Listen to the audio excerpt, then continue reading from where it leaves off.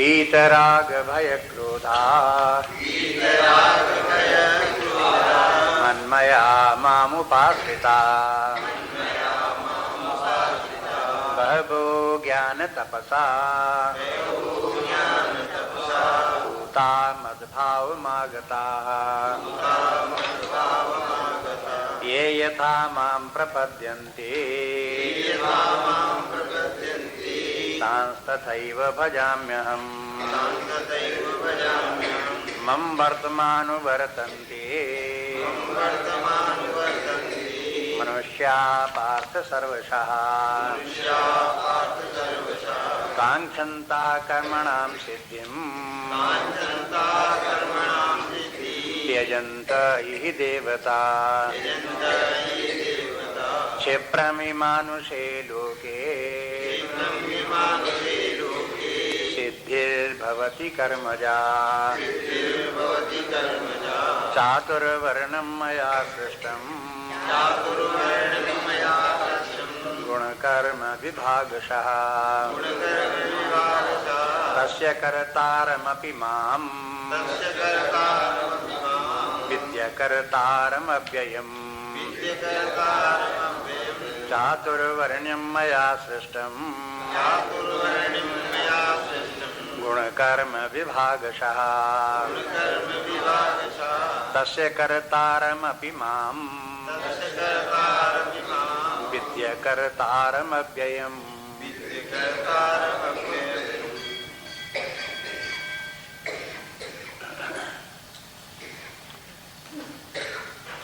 अब देख रहे थे कि अर्जुन के प्रश्न पूछने पर भगवान कैसे इस शरीर के पहले भी कैसे आदिकाल से हैं, कैसे अवतार लेते हैं, किस लिए अवतार लेते हैं, ये सब अर्जुन के प्रश्न आ गया तो उसका उत्तर दे दिया।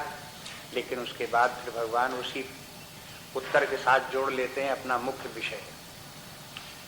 बोलने का यही तरीका कि बीच में कोई प्रश्न आ जाए या कोई प्रासंगिक बात आ जाए तो उसको बोल दिए, लेकिन लौट करके फिर अपने विषय पर आ जाए। तो मुख्य विषय का जिसका प्रतिपादन भगवान कर रहे हैं वो हो निष्काम कर्मयोग है कि कर्मयोग कैसे करना चाहिए। वो बात भगवान ने बताना शुरू किया यहाँ से। अब वो कहते हैं कि भगवान के देखो मैं निष्काम कर्मयोग करता हूँ, जैसे मैं निष्काम कर्मयोग करता हूँ ऐसे ही अन्य लोगों को भी करना चाहिए। अपना उदाहरण प्रस्तुत करते हैं। कहते हैं कि देखो चातुर्वर्णम मया सृष्टम, मैंने 4 वर्णों की रचना की। गुण कर्म विभागशः, गुण और कर्म के विभाग के आधार पर, उसी के विभाग पर। तस्य कर्तारम अपि, उनका कर्ता होने पर भी माम अकर्तारम अव्ययम विद्धि, मुझे तुम अकर्ता ही समझो। मैं अव्यय हूँ और मैं इन सब का अकर्ता हूँ, ऐसा तुम विद्धि माने जानो। तो ये कर्म करते हुए भी कर्म का न करने का जो भाव है, ये कर्म युग का की एक उच्च भूमिका है। प्रारंभ में तो कर्म में ये है कि कर्म के फल में आसक्ति मत रखो, विषयों की कामना मत रखो, भोक्ता भाव में मत रखो। लेकिन फिर आगे जब और आगे अभ्यास करते हैं कर्मयोग का, तो उसमें ये भी बात आ जाती है कि हम कर्म के कर्ता नहीं हैं। कर्म प्रकृति के द्वारा हो रहा है और हम अकर्ता ही हैं। हमारे विद्यमान रहने मात्र से प्रकृति कार्य कर रही है। शरीर है, प्राण है, मन है, बुद्धि है, वासनाएं हैं, ये सब कार्य कर रहे हैं और ये सब मेरी सत्ता नहीं है। मैंने न शरीर में हूँ, न प्राण मन बुद्धि इत्यादि हूँ, न इनके कर्म, न इनके विकारों से मेरा कोई संसर्ग नहीं है। ये मुख्य सिद्धांत जो इस अध्याय में आकर के प्रारंभ होता है। हालांकि तीसरे अध्याय में भी इसका सूत्रपात है, दूसरे अध्याय में भी है, लेकिन इसका विस्तार यहाँ करते हैं। यहाँ कर्म के फल के आग्रह को लेकर के उतनी बात भगवान नहीं कहते जितनी इस बात को लेकर के कहते हैं कि जो हमारे द्वारा कर्म होते हैं उनमें हमारा कर्ता भाव न हो। मुख्य बात है। अब उदाहरण देते हैं, भगवान कहते हैं, अब भगवान से पूछो भाई तुमने कौन सा ऐसा काम किया और जिस काम के करने पर तुमने फिर जो है कर्ता भी तुम बने रहे। तो इसी प्रसंग में एक उदाहरण जो उदाहरण देते हैं वो भी ऐसा है कि कुछ नया ज्ञान भी हो। उदाहरण के मैंने ऐसा नहीं कि घिसा पिटा पुराना कोई उदाहरण दे दिया। भगवान ने कहा देखो जैसे चार वर्णों की मैंने रचना की है, तो इन चारों वर्णों की रचना करना ये मेरा कार्य है, लेकिन इस कार्य का भी मैं करता नहीं हूं।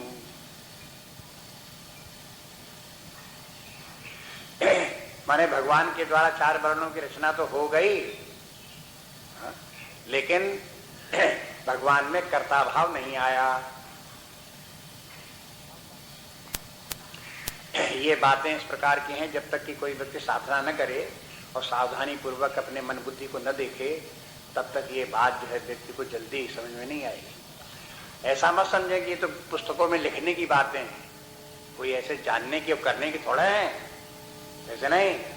ये जो इसमें लिखा हुआ सिद्धांत के रूप में उसी प्रकार से अपने आप में अपनी बुद्धि में धारण भी करना है और व्यवहार में भी लाना है। इसलिए इसको जो है भली भांत समझ लेना चाहिए। जहां तक अपनी बुद्धि कार्य करे समझो, शास्त्र को देख करके समझो, नहीं समझ में आता है तो पूछो, दूसरों को देखो, लेकिन ये मान करके बैठ जाना कि असंभव नहीं हो सकता, कोई नहीं कर सकता, ये ऐसी निषेधात्मक बात अगर बुद्धि में आती है तो ये दुर्भाग्य की बात है। क्या दुर्भाग्य है? कोई पाप उदय हुए। जब व्यक्ति के पाप उदय होते हैं तब उसे लगता है कि शास्त्रों में जो कुछ हमें मार्गदर्शन दिया गया है वो सब गलत है, हो नहीं सकता है। इसलिए जो कुछ इसमें कहा गया है उसको समझने की कोशिश करें और उसी प्रकार से करने का अभ्यास डालें।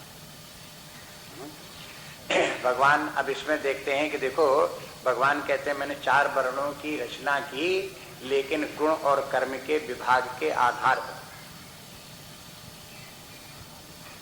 इसके माने क्या है? तात्पर्य ये है कि देखो गुण जो है वो प्रकृति जन्य गुण होते हैं, जानते हैं आप, पहली बात चली आ रही है। प्रकृति है और उस प्रकृति त्रिगुणात्मक है, सत्व रजस तमस मई, तीन प्रकार की प्रकृति।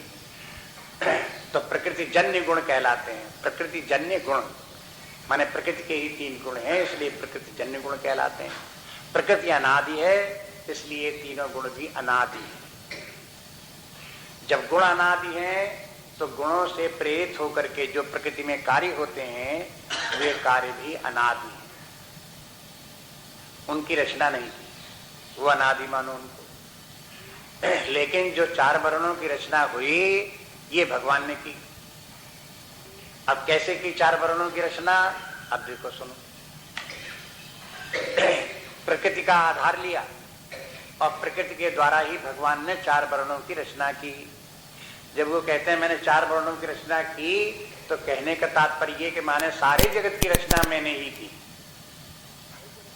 सारा जगत जो है वो त्रिगुणात्मक है, सारा जगत, सारी सृष्टि त्रिगुणात्मक है।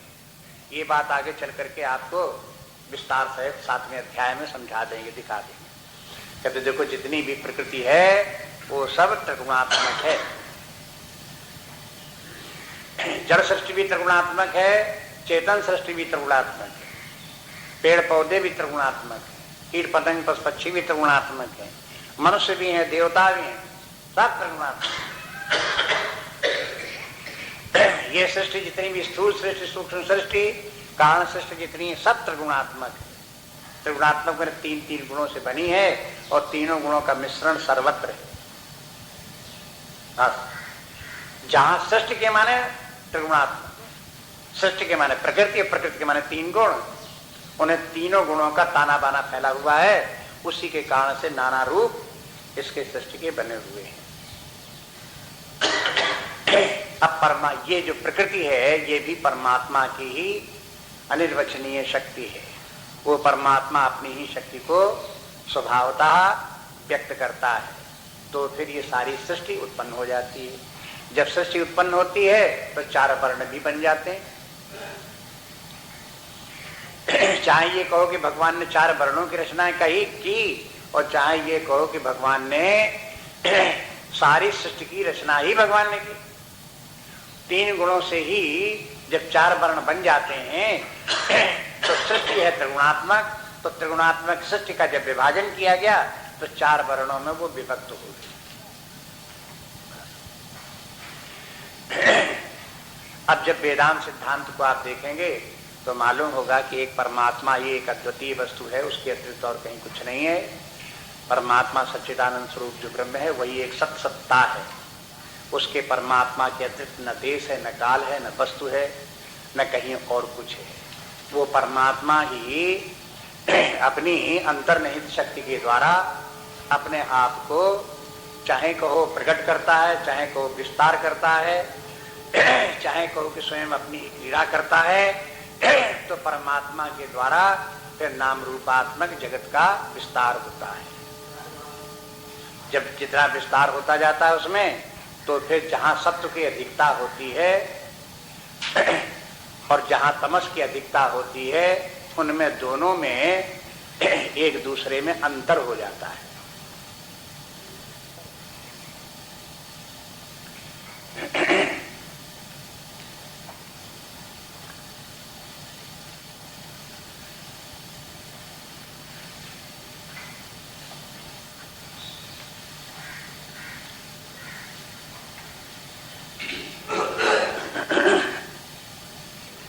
जो सृष्टि में नाना रूप हैं, वो इन तीनों गुणों के कारण से नाना रूपता उत्पन्न हुई। अगर एकमात्र सच्चिदानंद स्वरूप परमात्मा ही सर्वत्र हो तो एक जैसा सर्वत्र होगा, उसमें कहीं भेद नहीं होंगे, रूपता अनेक रूपता नहीं होगी। जो अनेक रूपता है वो प्रकृति के कारण और 3 गुणों के कारण से है। और इन्हीं तीनों गुणों में से सत्वगुण श्रेष्ठ है, रजोगुण मध्यम है, तमोगुण निकृष्ट है। इसीलिए सृष्टि भी उत्कृष्ट, मध्यम और निकृष्ट, ये 3 प्रकार की सृष्टि भी बन जाती है। तमोगुण जहां अधिक होगा वो सृष्टि निकृष्ट होगी, अधीनस्थ होगी। रजोगुण जहां होगा सृष्टि कुछ श्रेष्ठ होगी और वो रजोगुण के ऊपर उसका शासन होगा, तमोगुण के ऊपर उसका शासन होगा। रजोगुण की जो सृष्टि होगी उससे भी सत्वगुण की जो सृष्टि होगी वो उससे और भी अधिक श्रेष्ठ होगी और उसका शासन रजोगुण और तमोगुण के ऊपर होगा। इस प्रकार से व्यवस्था उतार चढ़ाव भी, श्रेष्ठता निकृष्टता, ये भी उसी के अनुसार है। अब जैसे लोकों की रचना हो गई, तो अगर मान लो ब्रह्मलोक हो गया और फिर स्वर्गलोक हो गया और फिर मृत्युलोक हो गए, पाताल लोक हो गया, नरक लोक हो गया। अगर इस प्रकार के लोक हैं तो कौन लोक श्रेष्ठ है और क्यों श्रेष्ठ है? अगर आप देखोगे तो उसकी व्याख्या यही है कि जिस श्रेष्ठ में सत्वगुण की जहां अधिकता है वो श्रेष्ठ लोक हैं और जिसमें तमोगुण की अधिकता है वो निकृष्ट लोक है।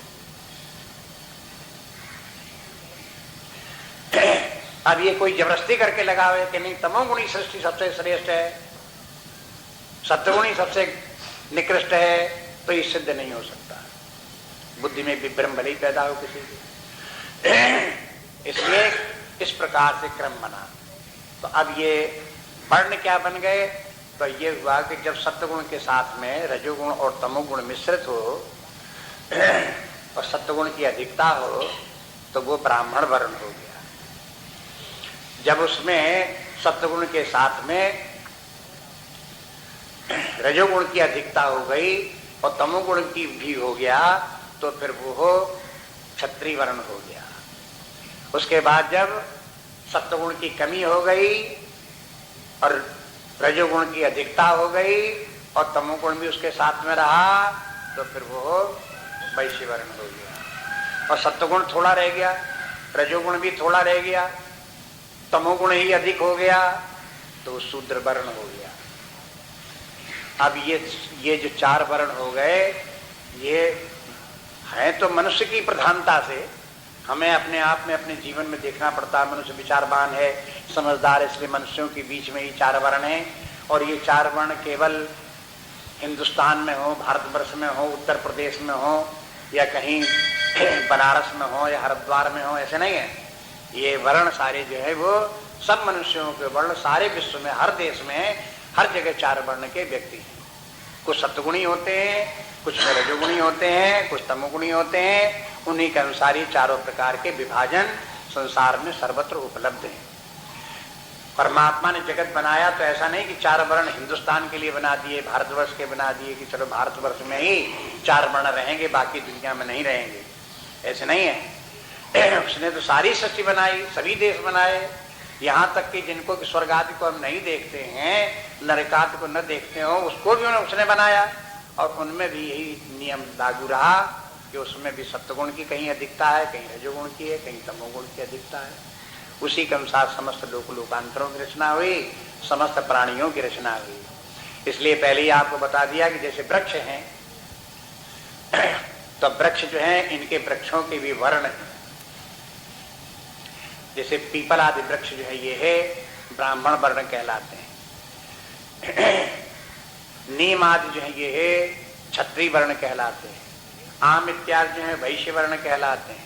बबूलाद शूद्र वर्ण।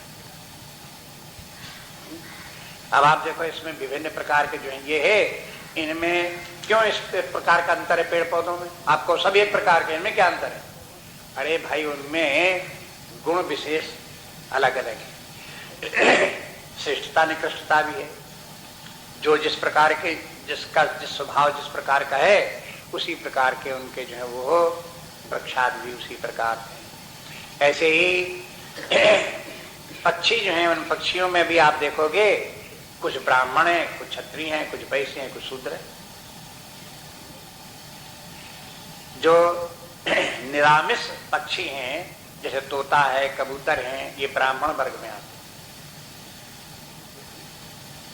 हैं। जिनकी की बोली भी मधुर है, ब्राह्मण वर्ग। लेकिन जहां चील आ गई, बाज आ गया, तो ये क्षत्रिय वर्ग। जहां बया इत्यादि आ गए, घोसला इत्यादि बनाने लगे, इस प्रकार के पक्षी जहां आ गए तो फिर वैश्य वर्ण के आ गए। और काकभुसुंडी, कौवा, शूद्र वर्ण। तो आप देखो कि इस प्रकार से पक्षियों में भी वर्ण विभाजन है। अब कौवा जो है पक्षी जो है वो इस प्रकार का क्यों है कि वो खाना उसका जो है वो गंदा संदा खाना है। ऐसे कौवा जो है अगर आम के पेड़ पे भी बैठा हो, अमरूद के पेड़ पे बैठा हो तो अमरूद नहीं खाएगा। कौवा को अमरूद खाते देखा कभी?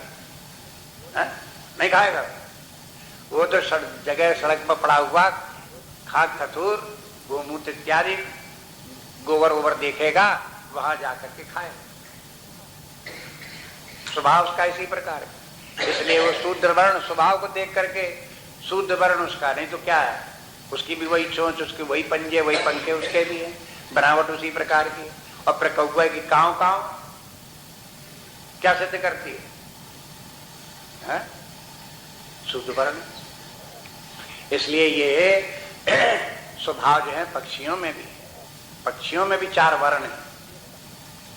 तो इससे ये सब इसलिए बता रहे हैं जिससे कि वर्ण की व्यवस्था सारे विश्व में किस प्रकार की है, मनुष्य मात्र में नहीं, सारी सृष्टि में वर्ण व्यवस्था किस प्रकार की है वो समझ में आ जाए, इनसाइट डेवलप हो जाए, हमारे भीतर से बुद्धि में समझ में आने लगे कि ये वर्ण कहलाता क्या है, इसका तात्पर्य क्या है।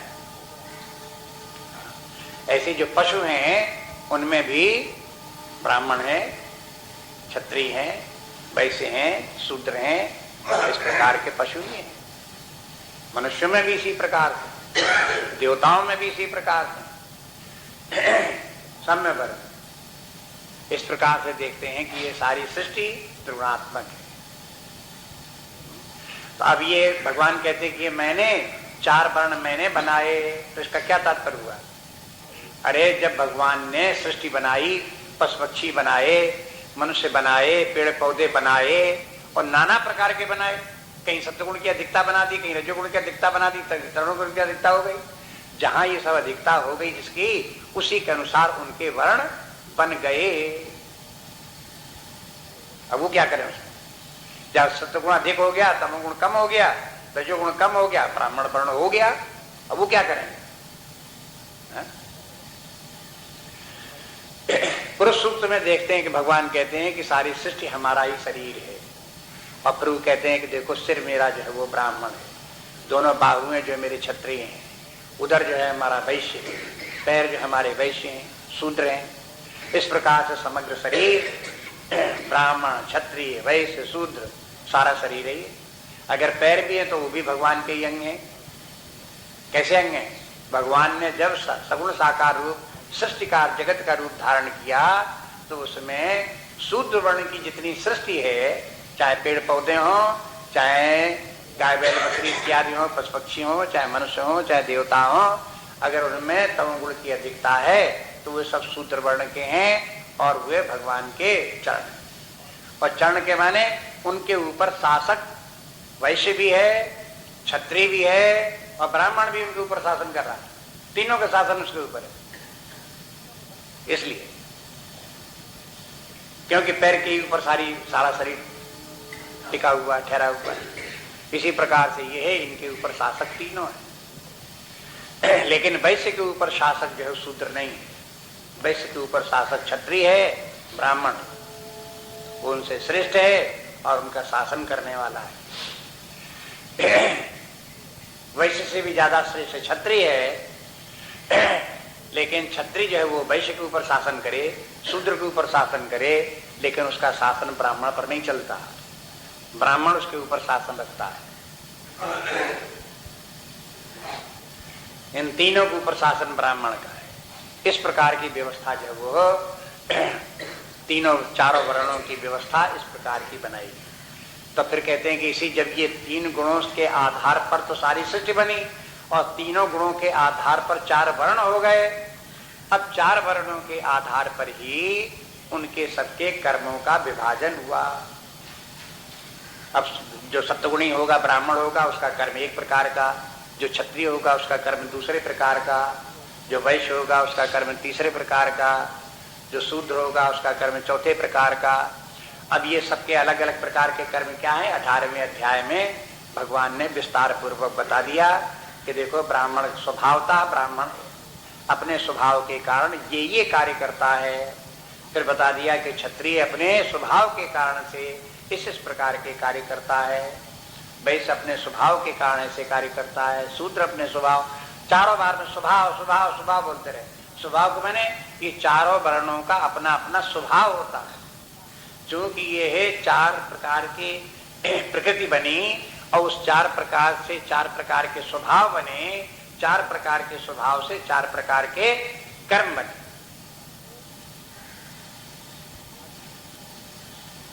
अगर एक स्वभाव का व्यक्ति, एक वर्ण का, एक स्वभाव का व्यक्ति अपने स्वभाव का कार्य न करके दूसरे के स्वभाव का कार्य करे तो वो उसका अधर्म है।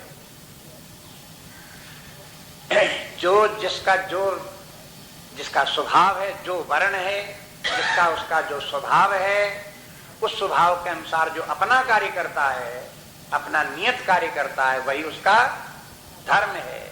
उसी का नाम है स्वधर्म।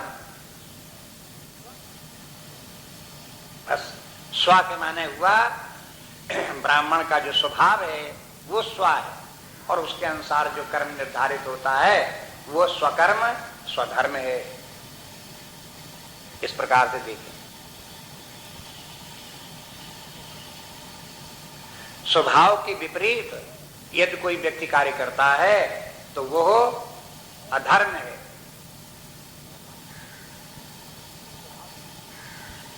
स्वभाव के विपरीत कार्य करेगा और अधर्म करेगा तो परिणाम क्या होगा? एक तो जीवन में कार्य में सफलता नहीं मिलेगी, दूसरे उसका जो व्यक्तित्व का आध्यात्मिक विकास होना चाहिए वो विकास नहीं होगा, तीसरे समाज में अव्यवस्था उत्पन्न होगी।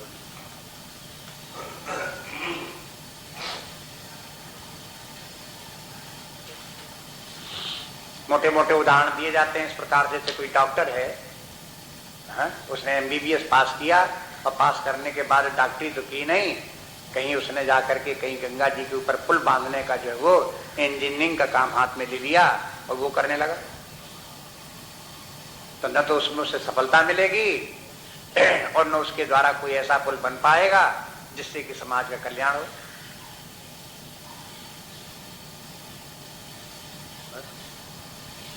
अपनी अपनी योग्यता के अनुसार, अपनी अपनी क्षमता के अनुसार जब व्यक्ति कार्य करता है तभी उसकी प्रगति होती है। डॉक्टर अपनी डॉक्टरी का कार्य करे तो उसकी प्रगति होगी। कोई इंजीनियर का काम करने से थोड़ी उसकी प्रगति होने वाली है। इसलिए अपने स्वभाव को देखें, स्वभाव के अनुसार कार्य का चयन, उसके अनुसार व्यक्ति का कार्य करना चाहिए। तो ये कर्म का निर्धारण, इसलिए कर्म सिद्धांत के अंतर्गत ये बात भी आती है। कर्म सिद्धांत के अंतर्गत आती है कि व्यक्ति का स्वधर्म क्या है, और व्यक्ति का स्वधर्म का अगर वो पालन करता है तो उसके कारण से उसका विकास कैसे होता है, इस शरीर के बाद जाने के बाद में उसकी उन्नति कैसे होती है, ये कर्म सिद्धांत के अंतर्गत सब आता है। वर्ण व्यवस्था को छोड़ करके कर्म सिद्धांत का अगर हम विचार करते हैं तो विचार बनता नहीं, वर्ण व्यवस्था नहीं और फिर कर्म सिद्धांत। तो किसी का कर्म कैसे निर्धारित करें कि इस व्यक्ति का ये स्वधर्म है और यही इसका कर्तव्य कर्म है, किस आधार पर निर्धारित होगा? अगर स्वभाव को न देखें व्यक्ति को और कर्म का निर्धारण करें तो कैसे करेंगे? कोई दूसरा आधार है क्या? कोई आधार नहीं। इसलिए इस बात को इस शताब्दी के, जो 20वीं शताब्दी के प्रारंभ में पश्चिम के मनोवैज्ञानिकों ने इंग्लैंड में, फ्रांस में, वहां पर इस बात को स्वीकार किया कि अलग अलग व्यक्तियों के अलग अलग प्रकार के स्वभाव हैं। जिन व्यक्तियों के जिस प्रकार के स्वभाव हैं उनको उसी प्रकार का काम मिलना चाहिए, देना चाहिए, सिखाना चाहिए। जब पहला विश्व युद्ध जो कहलाता है, सन 4 में और 8 में और 12 में जब शुरू हुआ हो, उस समय जब शुरू हुआ तब सेना में भर्ती की जरूरत पड़ी। जो सैनिक थे वो लड़े मरे, खत्म हो गए, तो नई सेना की जरूरत पड़ी। तो सेना में भर्ती करने के लिए ऐसे आदमी की जरूरत थी जो उत्साही हो, हिम्मती हो, मरने को तैयार हो, भागे नहीं लड़ाई में, जो उनको आदेश दिया जाए उस आदेश को पालन करें, है? इस प्रकार के व्यक्तियों को चाहिए था। तब ऐसे व्यक्तियों को सेलेक्ट करो, तभी तो उनको भर्ती किया जाए। ऐसा थोड़ी जो आ गया सबको भर्ती कर लो, जो आ गया सबको भर्ती कर लो, तो वहां तो कुछ भाग खड़े होंगे, कहीं कुछ करेंगे, कहीं कुछ करेंगे। इसलिए जो है वो ठीक ठीक आदमियों को सेलेक्ट करने के लिए विचार किया गया, क्या किया जाए। तब उस समय लोगों ने क्वेश्चनेयर तैयार किया साइकोलॉजिकल, और उनसे उन प्रश्नों को उनसे किया गया, और जो प्रश्न के उन्होंने उत्तर दिए उससे पता चल गया कि इन व्यक्तियों का स्वभाव ऐसा है, और इस स्वभाव के व्यक्ति जो है ये मिलिट्री में इनका की भर्ती हो सकती है और ये लोग सफल भी होंगे। ऐसे उस क्वेश्चनेयर के द्वारा जो लोगों की भर्ती की गई वो सफल भी हुई, बहुत कुछ लाभदायी सिद्ध हुई। तो विश्व युद्ध के बाद पर उन मनोवैज्ञानिकों ने जो वो क्वेश्चनेयर तैयार किया था उसको और व्यापक बनाया, और ये सोचा कि ये नियम तो ये क्वेश्चनेयर इस प्रकार के सभी समाज में सभी वर्ग के लोगों के साथ में एप्लीकेबल होने चाहिए। अगर हम किसी अध्यापक को अपॉइंट करें तो अध्यापक कौन हो सकता है, इसके लिए भी क्वेश्चनेयर तैयार करो। अगर कोई व्यक्ति व्यापारी बनता है तो व्यापार में अपने सफल होगा, इस बात के लिए भी क्वेश्चनेयर तैयार करो। तो विभिन्न वर्ग के लोगों के लिए क्वेश्चनेयर तैयार किए गए, और फिर धीरे धीरे मनोविज्ञान में इसके ऊपर स्टडी होती रही, विकास होता रहा। मनोवैज्ञानिक एक के बाद एक बातें अपनी जोड़ते गए, उसको परिमार्जित करते गए, शुद्धिकरण उसमें करते गए, और अंत में इस स्थिति पर पहुंच गए कि प्रारंभ में तो छोटे बच्चों को तो जो स्कूल में पढ़ाई जाती, सभी सब्जेक्ट वगैरह उनको पढ़ाए जाने चाहिए। हाई स्कूल तक भाषा का ज्ञान, गणित का ज्ञान, विज्ञान का ज्ञान, समाजशास्त्र इत्यादि के इन सभी बातों का सामान्य ज्ञान सबका करा देना चाहिए। लेकिन हाई स्कूल के बाद उनको जो है स्पेशलाइज कराना चाहिए। अब उनका निर्धारण हो जाना चाहिए कि आगे जीवन में उनको क्या करना है। तो हाई स्कूल के बाद वहाँ कंपलसरी कर दिया गया कि उनका साइकोलॉजिकल टेस्ट होगा, और टेस्ट करने के बाद में निर्णय किया जाएगा कि ये बालक अब जो है वो आगे क्या करेगा। पढ़ाई करेगा तो किस विषय की करेगा, साइंस के करेगा कि आर्ट के करेगा कि कॉमर्स के करेगा कि टेक्नोलॉजी की करेगा कि और किसी करेगा, तो किस प्रकार की पढ़ाई करेगा, उसका उसको सर्टिफिकेट दिया जाता है टेस्ट करके साइकोलॉजिस्ट कि ये अमुक सेक्शन में इसके एडमिशन हो सकता है। और कहीं कहीं किसी किसी को ऐसे भी कर देते थे, उसको कह दिया कि ये आगे पढ़ नहीं सकता है, इसका एडमिशन कहीं ना हो, कहीं ना हो तो क्या करे, कहा कि इसको जो है ये है दुकान खोलनी चाहिए, व्यापार करना चाहिए। पढ़ाई बंद, हाई स्कूल तक पढ़ चुके, अब चलो दुकान उकान खोलो, पैसा कमाने का धंधा करो कुछ। तो अब माँ बाप उसके व्याकुल हों, कहा हमारे लड़के को एडमिशन नहीं होगा साहब, तो अब तो ऐसे करके पढ़ाई मारी जाएगी उसकी और फिर कुछ कर नहीं पाएगा। तो कहा कि नहीं, तुम्हारा लड़का जो है वो हो आगे पढ़ेगा तो कुछ नहीं पढ़ पाएगा, लेकिन अभी से अगर व्यापार धंधे में लगेगा तो बड़ा धनी हो जाएगा। इतना धन तो उस व्यक्ति के पास भी नहीं होगा जो साहित्य पढ़ेगा, साहित्यकार बनेगा, उसके पास भी इतना पैसा नहीं होगा जितना इसका पैसा है। इसलिए इसको पैसा ही पसंद है और इसको व्यापार करने दो। सबके अपना अपना मूल्य है, अपने अपने कार्यों में।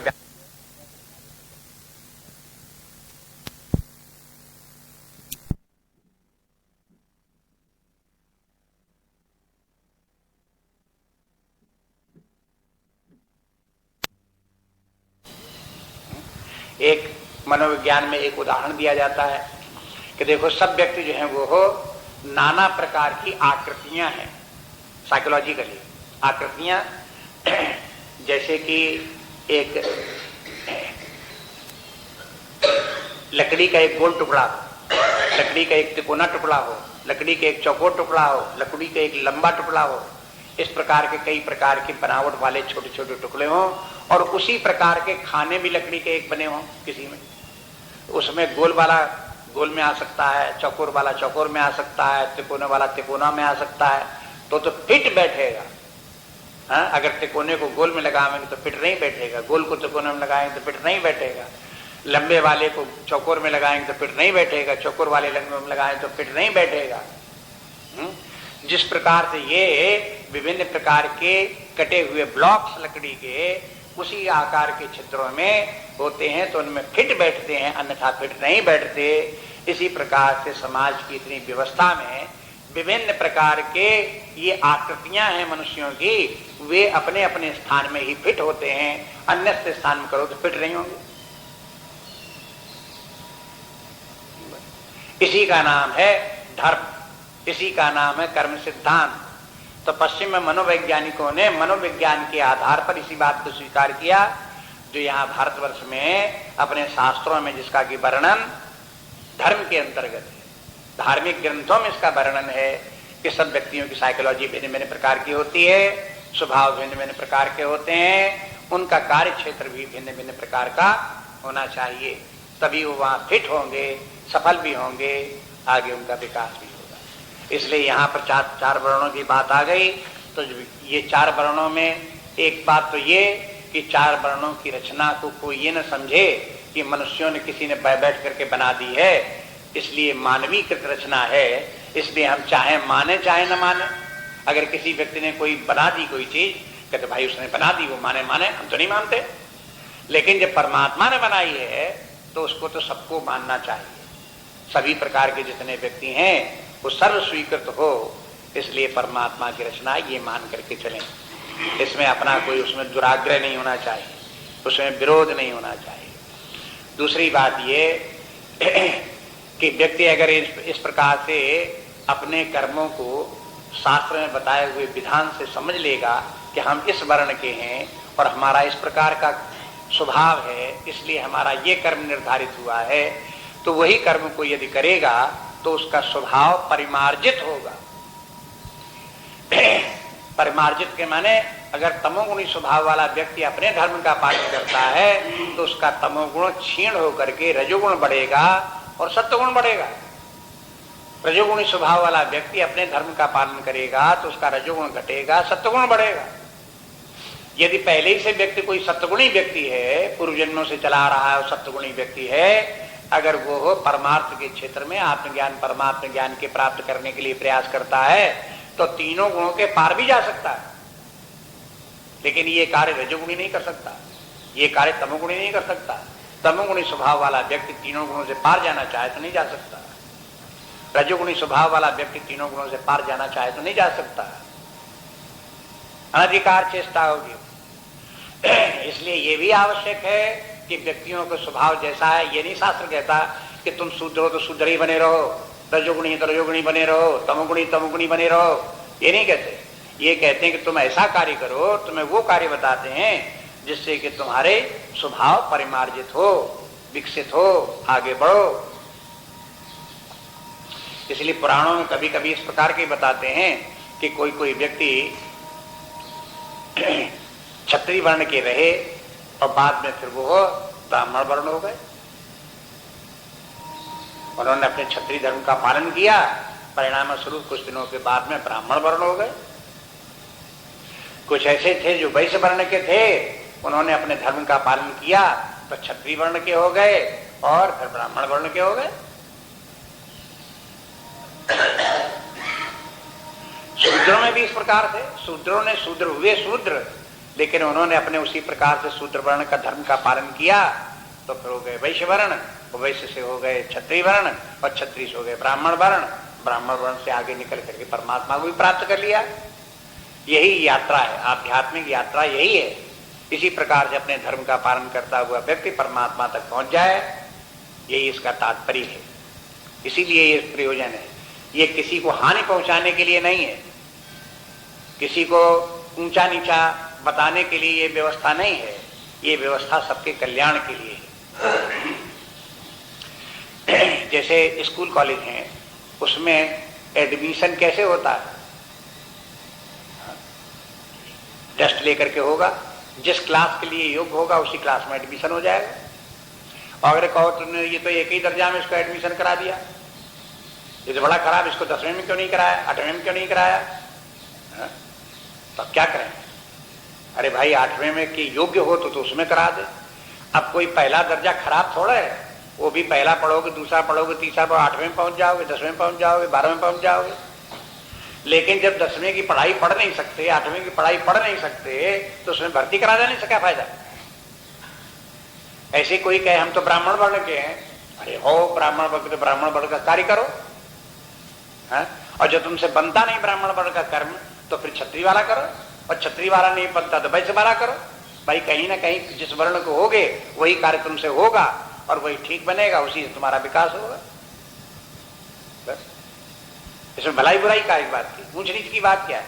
अगर ऊंच नीच है तो कक्षाओं में तो ऊंच नीच है। कॉलेज की पढ़ाई ऊंची पढ़ाई, स्कूल की पढ़ाई नीची पढ़ाई, तो नीची पढ़ाई भी तो पढ़नी ही पड़ती है आखिरकार, कि नहीं पढ़नी पड़ती है? छोड़ के कहां जाएंगे उसको? इसलिए अगर किसी का स्वभाव तमोगुणी है तो कहां जाएंगे? तमोगुणी स्वभाव के कारण से उसी प्रकार के कार्य भी करने ही पड़ेंगे,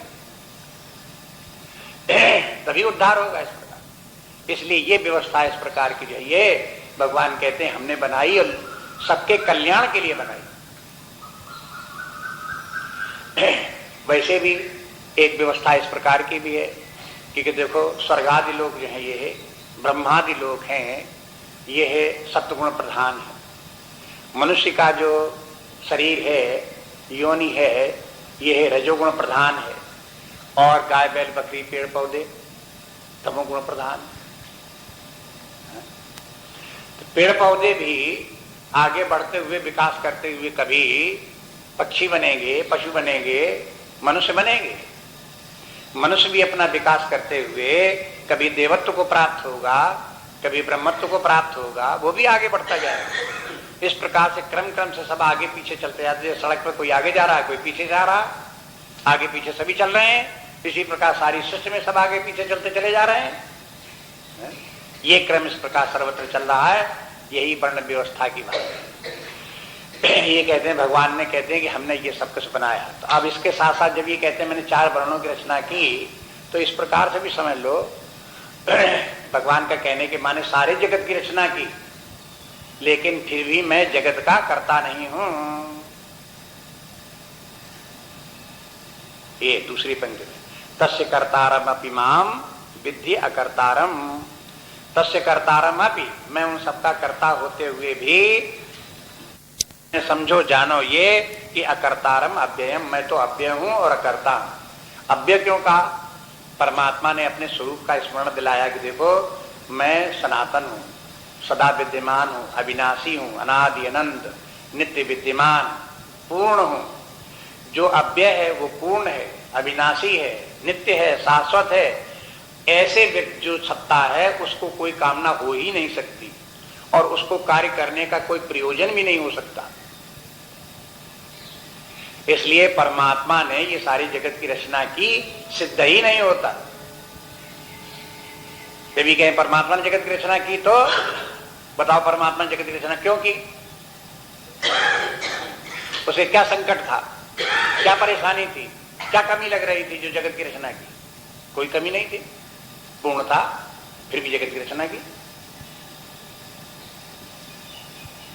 अगर कोई व्यक्ति कोई कार्य करता है तो अपूर्णता के कारण से करता है।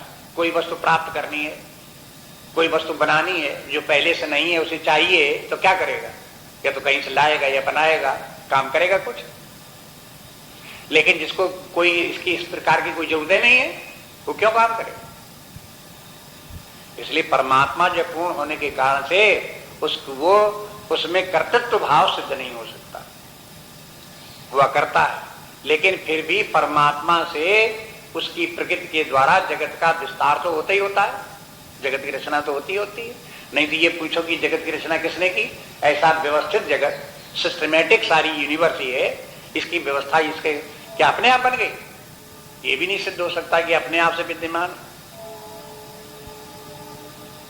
इसको भी इतनी व्यवस्था को देखते हुए समझना पड़ता है। कोई इंटेलिजेंट एंटिटी होनी चाहिए जिसके द्वारा ये सब संचालित हो रहा हो, वो इंटेलिजेंस से विद्यमान हो, तब ये सब व्यवस्था चल रही हो, इसलिए उसकी सत्ता माननी पड़ती है। तो जगत को देखते हुए परमात्मा की आवश्यकता लगती है कि परमात्मा के बिना ऐसे जगत नहीं हो सकता। लेकिन परमात्मा को देखने लगे तो ये लगता है कि परमात्मा को जगत की रचना करने की जरूरत भी नहीं है। दोनों बातें साथ। इसलिए एक और परमात्मा जो है वो भगवान कहते हैं कि मैं अकर्ता हूं, लेकिन फिर भी तस्य कर्तारमपि माम विद्धि, फिर भी इसका कर्ता मुझी को समझो। विद्धि के माने क्या है? विद्धि माने जानो। हाँ? समझो, तुम्हें बता रहे हैं, तुम जानो, ये जानने की बात है। जानने से क्या होगा? अगर अर्जुन पूछे कि आप ये सब बता रहे हो कि मैं अकर्ता होकर के भी सब कार्य कर रहे हो और तुम मुझे जना रहे हो, तो हम जान के क्या करेंगे? तो आप कहते हैं कि देखो हम तुमको बताते हैं, तुम अगर इस बात को जान लोगे तो तुमको बड़ा लाभ होगा। अच्छा, हाँ, बड़े लाभ की बात है ये। आगे श्लोक में बताते हैं, देखो क्या लाभ होना है। नमाम कर्माणि लिम्पन्ति न मे कर्म फले स्पृहा इति माम यो विजानाति कर्मभिर्न स बध्यते। न माम कर्माणि लिम्पन्ति न मे कर्म फले स्पृहा इति माम यो विजानाति कर्मभिर्न स बध्यते। भगवान कहते हैं न माम कर्माणि लिम्पन्ति, मुझसे कर्म लिप्त नहीं होते, मैं कर्म में लिप्त नहीं होता। न मे कर्म फले स्पृहा, और न मुझे कर्म के फल की स्पृहा, कामना भी नहीं है। इति माने इसलिए, इस प्रकार का होने के कारण से माम यो भी जानाति, जो मुझे इस प्रकार से जानता है। कर्म फिर न सबध्यते, वो भी कर्म के बंधन में नहीं बंधता है। तो अब ये इसका उत्तर क्या हुआ कि माम विद्धि, पिछले श्लोक में बोले 13वें श्लोक में कि ऐसा तुम जानो कि मैं अकर्ता होकर के भी कर्म करते हुए हुई अकर्ता हूं। तो ऐसा तुम जानोगे तो क्या होगा कि तुम भी कर्म के बंधन में नहीं बंधोगे। देखो, फिर एक प्रश्न आ जाएगा। प्रश्न तो पद पद के ऊपर है, अगर प्रश्न समाप्त हो जाए तो अगला श्लोक कैसे क्या होगा? यहां भी ये प्रश्न फिर होगा, यहां पर भी कि भाई परमात्मा कर्म करते हुए भी कर्म नहीं करता है, इस बात को जान लेना क्या कोई बड़े पुण्य की बात है कि केवल जान लिया और जान लेने मात्र से हम कर्म के बंधन से छूट जाएंगे? इसमें भगवान का बड़ा गंभीर संकेत है जो यहां पर है, वो आगे खुलासा होता रहता, आगे श्लोकों में बता देंगे। भगवान का कहने का तात्पर्य है कि जो सच्चिदानंद स्वरूप परब्रह्म परमात्मा है, जो मैं हूं, वही तुम सब हो। जैसे मैं कर्म करते हुए भी कर्म नहीं करता, ऐसे तुम भी कर्म करते हुए कर्म ना करो। तो जैसे मैं कर्म करते हुए कर्म के बंधन में नहीं पड़ता, ऐसे तुम भी कर्म करते हुए कर्म के बंधन में नहीं पड़ोगे। हम और तुम तत्वतः दोनों एक ही है। अगर दोनों एक ना हो, यदि हम तो हो परमात्मा और तुम हो जड़ पत्थर, और हम तुमसे कहें कि देखो जैसे मैं कर्म करता हूं ऐसे तुम भी कर्म करो, तो वो कहेगा पत्थर हम तो पत्थर, हम कैसे करें?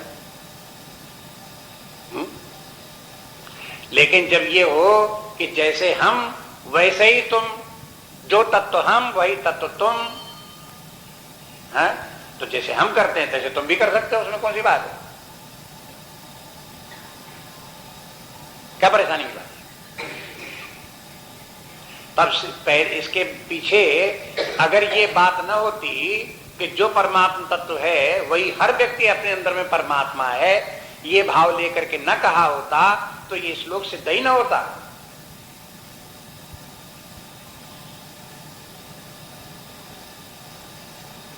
अगर आप ये समझते रहो, मान लो आप ही की समझने की बात है, अगर आप ये मानो कि तुम स्वयं भी जैसा शास्त्र कहते हैं वैसी परमात्मा तत्व ही तुम भी हो, तो ये सोच सकते हो कि जैसे परमात्मा जिस कहते हैं वो स्वयं करते हैं वैसे हमें भी करना चाहिए, बात समझ में आ जाएगी। लेकिन आप कहो मैं तो अज्ञानी जीव हूं, मैं तो मोह जाल में पड़ा हुआ हूं, वो तो माया जाल में पड़ा हुआ हूं, अगर ये दृढ़ धारणा आपकी है और आपसे कहा जाए कि आप निष्काम भाव से कर्म करो, कर्म करते हुए भी कर्ता भाव मत रखो, तो आप कहेंगे ये हो ही नहीं सकता, हम कर ही नहीं सकते। तुरंत आपके मन में यही उत्तर आए और इस प्रकार का उपदेश व्यर्थ हो जाएगा। इसलिए ये भी बताना चाहते हैं इसके द्वारा कि तुम स्वयं निर्विकार आत्मा हो, जिसमें कभी कोई कर्म संभव नहीं है, जिसमें कर्तृत्व भाव आता ही नहीं है, जिसमें भोक्तृत्व भाव आता ही नहीं है, वही तुम आत्मा हो। बस उसी भाव में तुम अपनी स्थित रहो और शरीर के द्वारा प्राण मन बुद्धि के द्वारा कर्म होने दो। उन कर्मों को स्वयं अपनी ये मत समझो कि मैं कर रहा हूं। इस प्रकार का अभ्यास है। अब एक बात देखो आप, सीधी सी बात, सरल सी बात, कि यदि परमात्मा है, मान लो आपने मान लिया भगवान कृष्ण परम परमात्मा है, तो कैसा माना आपने? इतना बड़ा है? शरीर मात्र, ये आपको पहले बता चुके हैं। परमात्मा है तो वो परमात्मा तो अनादि अनंत है, व्यापक है, सर्वत्र विद्यमान है, आकाश से भी अधिक व्यापक है।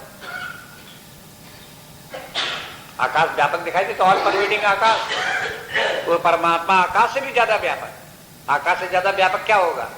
उसको इस प्रकार से समझ लो कि आकाश हो चाहे न हो, लेकिन परमात्मा फिर भी विद्यमान। परमात्मा की सत्ता ही फिर भी रहेगी। आकाश न हो तो ये हो सकता अब आकाश नहीं है, अब आकाश हो गया। इन दोनों का ज्ञाता परमात्मा है, इसलिए परमात्मा जो है आकाश से भी अधिक व्यापक है। परमात्मा तत्व में ही प्राणों के अनुसार यह आकाश सहित जितनी भी सृष्टि है ये एक ब्रह्मांड है, उस परमात्मा के एक अंश में ये विद्यमान है। ऐसे अनेक आकाश हैं, अनेक ब्रह्मांड हैं, अनेक सृष्टियां हैं। तो बताओ परमात्मा व्यापक हुआ कि आकाश व्यापक हुआ? ये तो सीमित हो गया। इस प्रकार के जो परमात्मा है उसी में सारे आकाश, सारे ब्रह्मांड हैं।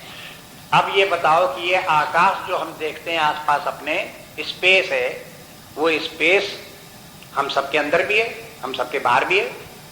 बताओ स्पेसेस कितनी है?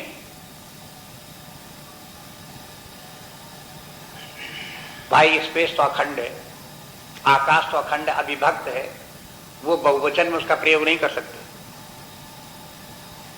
अनेक आकाश हैं, ऐसे कहां कहेंगे? हम अपने सबके शरीर में एक ही आकाश सबके शरीर में विद्यमान, और सबके शरीरों के मध्य में भी आकाश विद्यमान। जब आकाश विभक्त नहीं होता तो आकाश से भी सूक्ष्म आत्मा परमात्मा वो विभक्त कैसे हो जाएगा? और जब वो विभक्त नहीं हो सकता तो जो भगवान कृष्ण आत्मा करके बोल रहे हैं वही अर्जुन सामने खड़ा हुआ वही आत्मा अर्जुन भी है, उसी के अंदर वही चैतन्य वहां पर भी विद्यमान है। अर्जुन की बुद्धि में समझ में आवे न समझ में आवे, लेकिन तत्व तो वही परमात्मा तत्व अर्जुन के अंदर भी विद्यमान है। और उस समय भी महाभारत काल में जितने राजा क्षत्रिय लोग खड़े थे सबके अंदर वही विद्यमान, और आज भी वही परमात्मा सबके अंदर विद्यमान।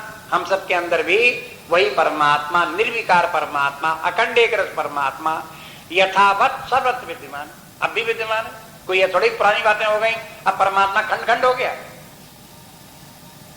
अब भी अखंड होकर करके उसी प्रकार से विद्यमान। व्यापक एक ब्रह्म अविनाशी सचेतन घन आनंद राशि, वो एक परमात्मा जो है व्यापक सर्वत्र है, सच्चिदानंद स्वरूप सर्वत्र विद्यमान है, तीनों काल में सर्वत्र विद्यमान। अब आप अगर कहो कि मैं वो परमात्मा नहीं हूं तो इसी आधार पर कह सकते हो कि मुझे उसका ज्ञान नहीं, बस। और क्या? शास्त्र का काम है आपको स्मरण दिलाना। आप भूल जाओ कि हम शरीर हैं, भूल जाओ कि हम प्राण मन बुद्धि हैं, भूल जाओ कि हम मरने जीने वाले हैं, भूल जाओ कि हम कर्ता भोक्ता है। याद रखो कि हम आत्मा हैं जो सूक्ष्मात सूक्ष्म निर्विकार है, असंग निर्लेप है। आकाश के से बड़ा सहायता मिलती है। देखो कि आकाश में धूल छा जाती है लेकिन आकाश में चिपकती नहीं। आकाश में कोहरा छा जाता है, कोहरा आकाश में चिपकता नहीं। आकाश में अंधेरा छा जाता है लेकिन अंधेरा आकाश में चिपकता नहीं।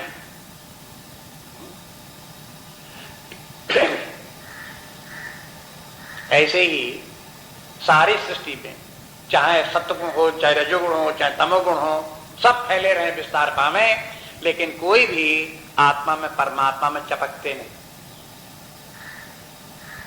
नमाम कर्माणि लिम्पन्ति, क्या मतलब हुआ? ये कोई चपकते नहीं उस चेतना में।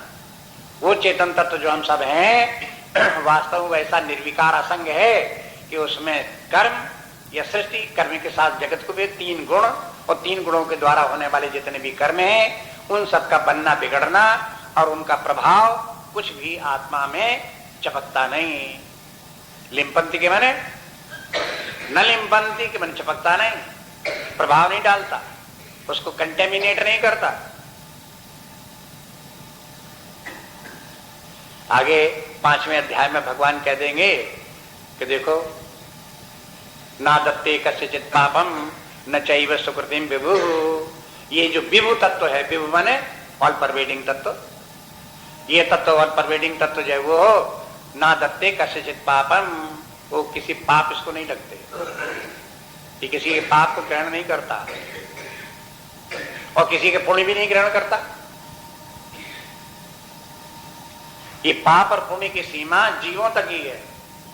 जो सूक्ष्म शरीराभिमानी कर्ता भोक्ता भाव वाली जो चेतना है, ये जीव ही जो है ये अपने आप को कर्ता भी मानते हैं, अपने आप को भोक्ता भी मानते हैं, अपने आप को सुखी भी मानते हैं, अपने आप को दुखी भी मानते हैं, मरने जीने वाला भी अपने आप को जानते हैं। ये सब, ये जितनी भी गाथा है जीव तक ही सीमित है, लेकिन जहां ये पता चले कि एक अनंत चेतना सर्वत्र विद्यमान है वहां ये सब कुछ भी नहीं। तो कहने के तात्पर्य यदि अपने आत्मभाव को समझें, परमात्मा भाव को समझें और उसी में स्थित रहें और फिर कार्य होने दें, शरीर के द्वारा कार्य होने दें, मन बुद्धि के द्वारा कार्य होने दें, तो वो कोई भी कार्य अपने आप में हमारे ऊपर प्रभाव नहीं डालेंगे। न हम कर्म के बंधन में पड़ेंगे और न हम किसी कर्म का फल सुखरूप भोगेंगे, न किसी कर्म का फल दुखरूप भोगेंगे। उन सबसे छुटकारा, ये सर्वोच्च स्थिति ये है। तो जानने के माने ये जब ये कहते हैं कि माम विद्धि, मुझको जानो, 13वें श्लोक में देखो, तस्य कर्तारमपि माम विद्धि। माम तो वैसे वाक्य में तो इसलिए है कि मैं जो कर्म करता हूं उसको जानो, मैं कैसे कर्म करता हूं, लेकिन माम विद्धि के माने ये भी मुझको जानो, मैं क्या हूं।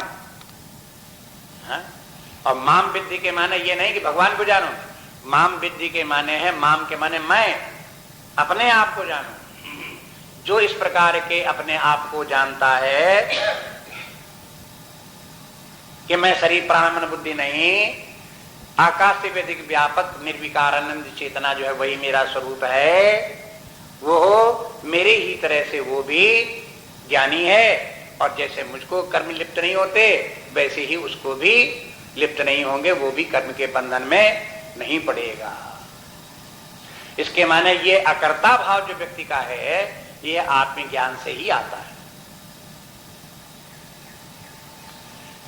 भोक्ता भाव का त्यागना तो जीव भाव में भी रह करके हो सकता है। अभ्यास करे, साधना करे तो ये हो सकता है कि कार्य करे, निष्काम भाव से कर्म करे, अपनी चित्त शुद्धि के लिए कर्म करे। हो सकता है आत्मज्ञान न भी हो तो भी निष्कामता उसमें आ सकती है, लेकिन अकर्ता भाव व्यक्ति में तभी आएगा जब आत्म तत्व का बोध होगा। शरीर भाव में रहते हुए अकर्ता नहीं हो सकता, जीव भाव में रहते हुए अकर्ता नहीं हो सकता। इसलिए इसमें जब अकर्ता भाव का भगवान उपदेश देते हैं तब अपने आत्मा स्वरूप का, परमात्मा स्वरूप का भी संकेत करते हैं कि देखो इस प्रकार से समझो। इति माम यो अभिजानाति, इस प्रकार से जो मुझे इस प्रकार से जानता है, कर्म फिर न सबध्यते, वो कर्म के बंधन में नहीं बंधता। कर्म के बंधन में जीव बंधेगा लेकिन कर्म के बंधन में आत्मा परमात्मा नहीं बंधता। इसके माने जो अपने आप को अकर्ता जानता है, अपने आत्म स्वरूप जानता है, वो कर्म के बंधन में नहीं है।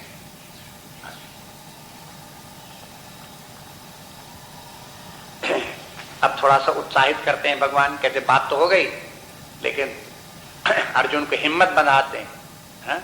जो नई नई बात कोई सीखता है तो थोड़ी हिम्मत बांधनी पड़ती उसी प्रकार से करने के लिए, आगे बढ़ने के लिए।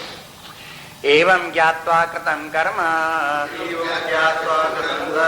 पूर्वैरपि मुमुक्षुभिः कुरु कर्मैव तस्मात् त्वं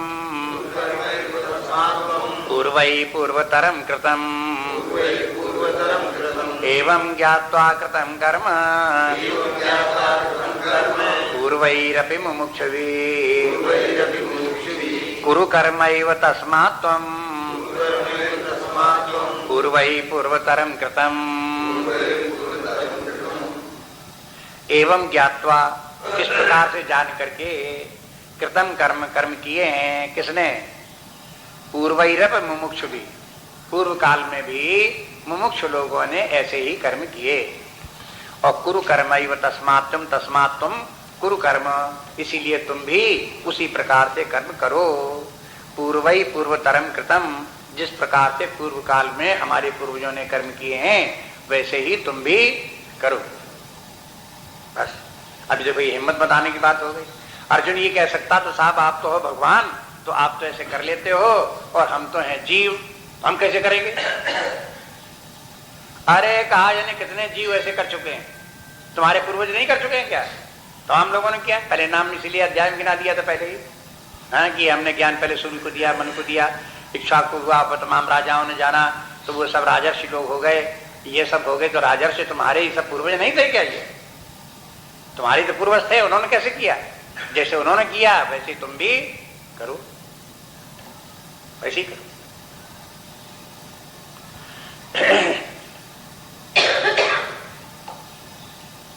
किसी व्यक्ति से कहो कि भाई तुम भगवान की पूजा किया करो,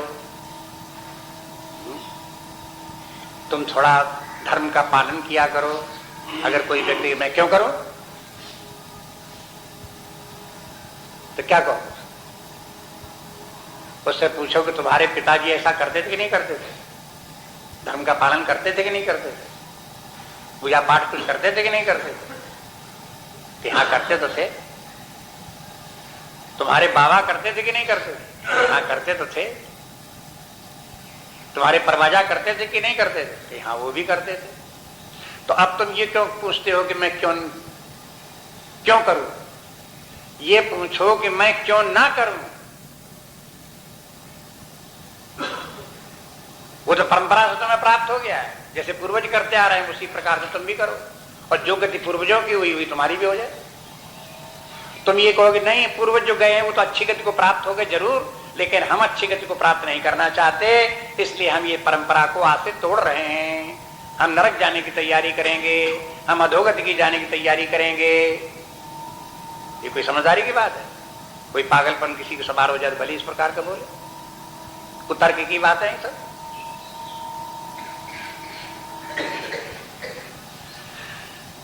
इसलिए जिस प्रकार से परंपरा से चला रहा है उसी प्रकार से परंपरा से ही करो और बराबर करते रहो उसी प्रकार से।